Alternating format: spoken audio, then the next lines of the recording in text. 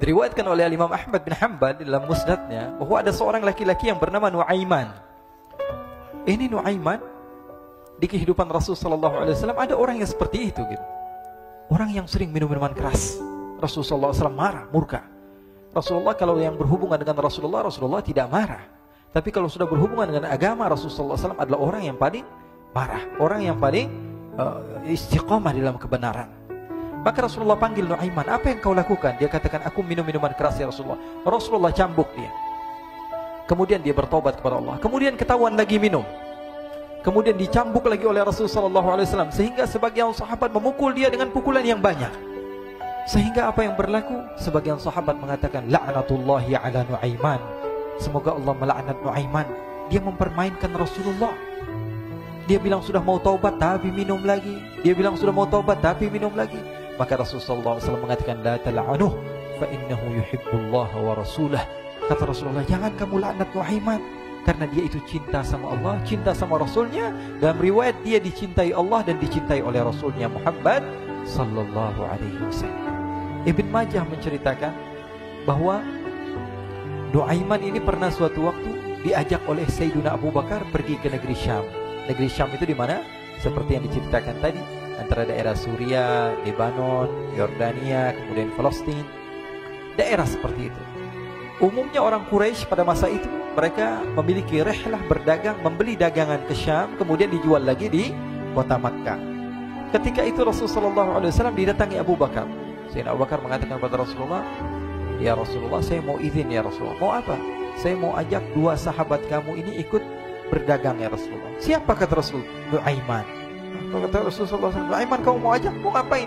Biar seru-seruan aja ya Rasulullah. Kata Rasulullah, ya sudah, saya izinkan kamu bawa Nuaiman.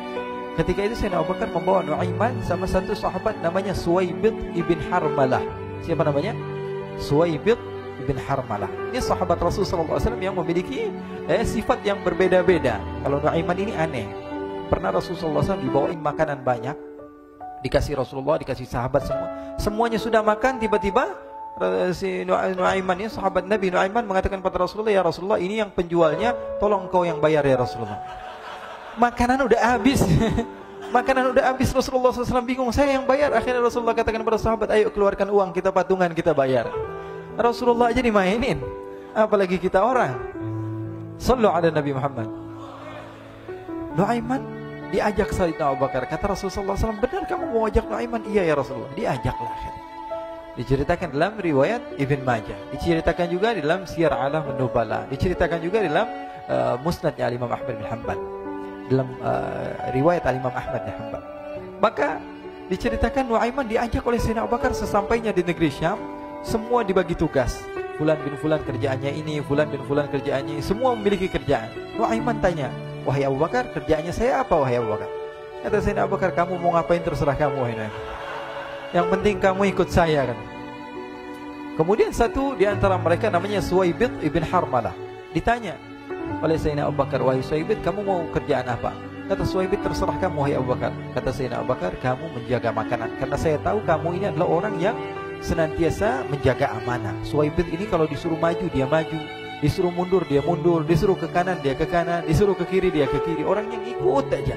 Kalau Nuaiman beda, disuruh maju dia ke belakang, kasih sen kanan ke kiri belok. Nuaiman itu orang yang berbeda. Maka Suwaibid mendapatkan tugas, semua mendapatkan tugas kecuali Nuaiman. Sehingga ikhwani, apa yang berlaku, apa yang terjadi? Sayyidina Abu Bakar pergi sibuk dengan kesibukannya, sehingga datanglah waktu siang. Nuaiman sudah lapar. Nuaiman cari makanan. Dia nggak punya uang, diajak Sayyidina Abu Bakar tapi tidak diberikan uang.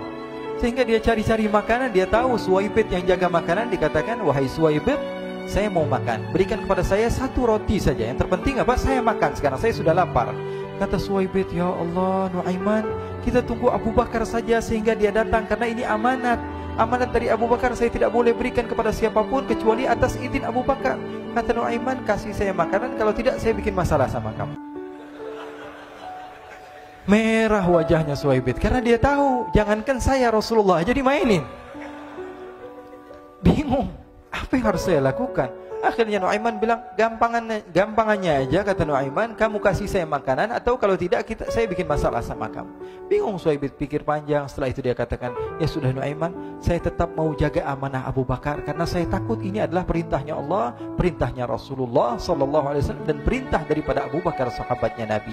Kata Nuaiman, kalau memang begitu kamu maunya, ya sudah, berarti kamu ngajakin berantem sama saya. Nuaiman pergi ke pasar. Dia cari-cari tempat penjualan hamba sahaya. Dia lihat-lihat beberapa hamba sahaya. Ini berapa harganya? Ini katanya 10 qalanes. Ini berapa? Ini harganya, hitungan orang zaman dahulu. Kita sih hitung seperti dirham, berapa ratus dirham gitu. 200 dirham. Yang ini berapa? 300 dirham. Yang ini berapa harga hamba sahaya? 300 dirham. Harganya antara 300, 200 sampai 100. Kemudian Nuaiman mengatakan kepada penjual hamba sahaya tersebut, saya punya juga hamba sahaya, tapi saya jual cuma 20 dirham saja, murah. Apa benar ada hamba saya harganya segitu? Iya, karena dia punya aib, ada kekurangan. Apa? Nanti kalau kalian tangkap, dia bakalan teriak, saya ini bukan hamba sahaya tapi orang merdeka. Akhirnya semua orang berkumpul mau beli. Ini Nuaiman sama Nuaiman diajak ke Suhaib bin Harmalah tadi.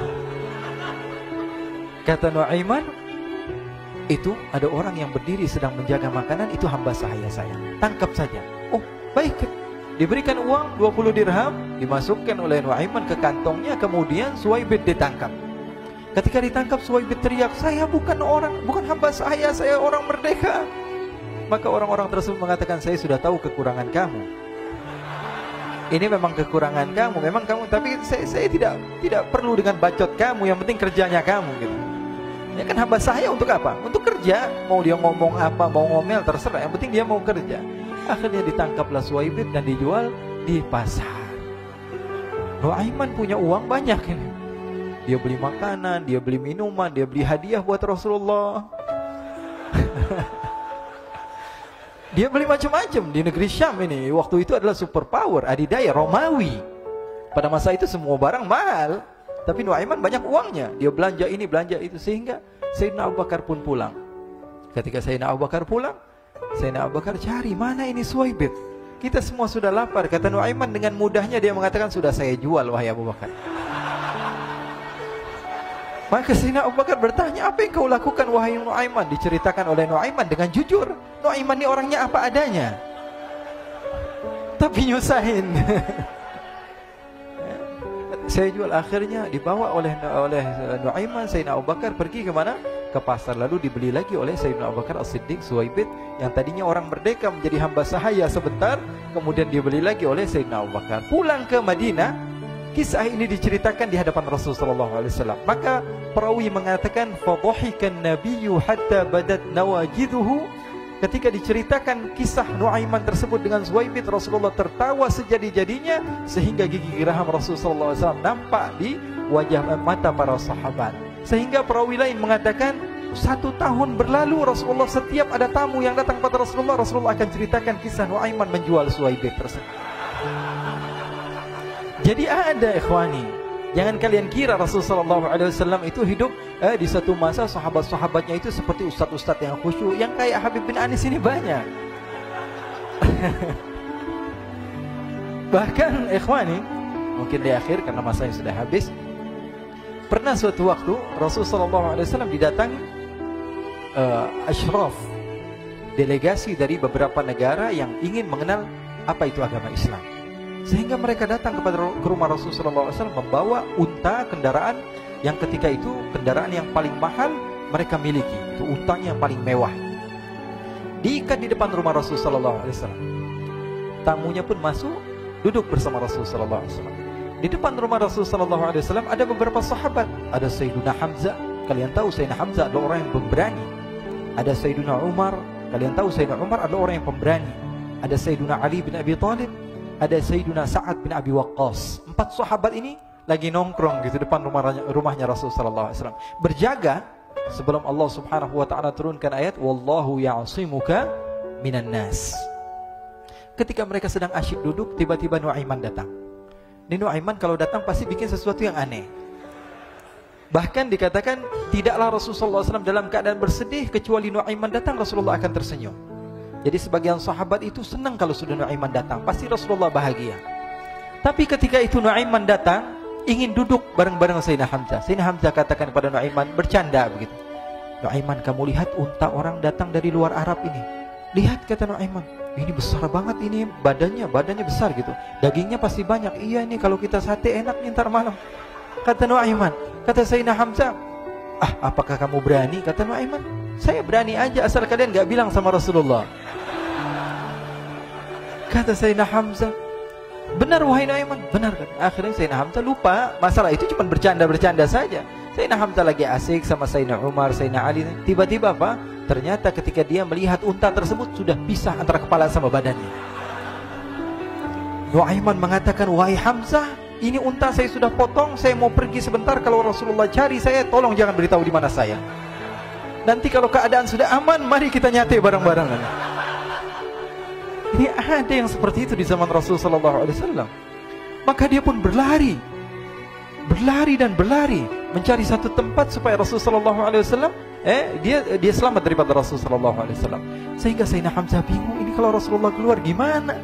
Ada Hamzah Asadullah, ada Ali bin Abi Thalib, ada Umar, gak bisa jaga kendaraannya tamunya Rasulullah SAW. Akhirnya benar apa yang terjadi, ikhwani. Rasulullah SAW tamunya mau pulang. Ketika dia buka pintu tamu melihat apa? Untanya sudah begitu. Mereka teriak, wa naqatah, unta kami wahai Muhammad. Baru mau kenal Islam, unta kami, kendaraan kami sudah dibuang. Rasulullah SAW lihat Sayyidina Hamzah, lihat Sayyidina Ali. Mereka gak bisa ngomong, mereka hanya bilang apa? Nuaiman ya Rasulullah. Rasulullah perintahkan Sayyidina Umar, wahai Umar, sekarang kamu ambil uang, kemudian kamu gantikan, kemudian kamu berikan 2 kali lipat daripada harta unta ini, sehingga apa? Agama Islam tidak didengar dengan sesuatu yang tidak baik di luar sana. Akhirnya diberikan harta, diberikan unta yang baru dan diberikan harta yang lebih untuk orang tersebut, sehingga orang tersebut tidak menjelek-jelekan agama Islam. Kata Rasulullah SAW, dan sekarang waktunya kita balas dendam sama Nuaiman. Nuaiman ternyata berlari tempat yang jauh sampai hampir keluar dari kota Madinah. Dia dapatkan seorang sahabat Nabi yang hadir juga dalam peperangan Badar, namanya Al-Miqdad bin Al-Aswad. Siapa namanya?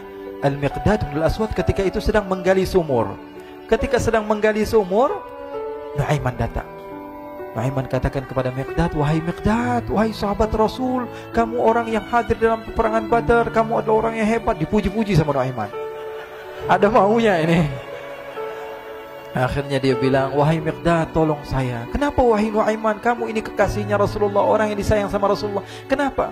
Saya ini sedang dikejar-kejar orang jahat. Tolong selamatkan saya. Saya pengen masuk ke dalam sumur, boleh atau tidak? Kata Miqdad, siapa yang mengejar kamu? Pokoknya saya dikejar sama orang-orang. Kamu mau atau tidak selamatkan saya? Ya sudah, selagi kamu itu adalah sahabat Nabi, silahkan kamu masuk. Masuk akhirnya Nuaiman ke dalam sumur tersebut. Lalu Nuaiman mengatakan, wahai Miqdad, dia keluar lagi. Nanti kalau ada yang cari saya, tolong jangan beritahu saya di dalam sumur ya. Kata Miqdad, baiklah. Kata Nuaiman, siapapun yang bertanya tentang saya, kamu tidak akan kasih tahu. Iya, kata. Walaupun Rasulullah yang tanya saya. Katanya, enggak mungkin Rasulullah datang ke tempat sejauh ini. Iya, walaupun Rasulullah. Akhirnya masuk Nuaiman.